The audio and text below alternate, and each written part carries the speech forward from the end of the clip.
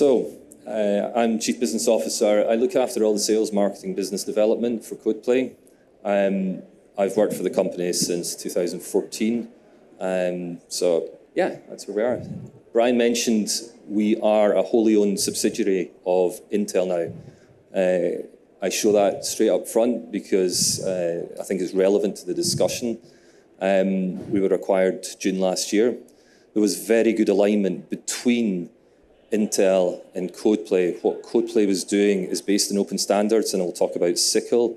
We also worked within OneAPI, which was an Intel thing, an open source, and I'll also talk about that. So there was excellent alignment between both companies, so it was highly relevant that they came and acquired Codeplay. We still continue as Codeplay software. The target is for me and Codeplay to go out and talk to all the other companies out there. It's not Intel that's going out and talk to competitors, it's Codeplay. We are kept at arm's length. So we are acquired in a wholly owned subsidiary. Now, the purpose of this talk is about OneAPI and SYCL, but why do we need this?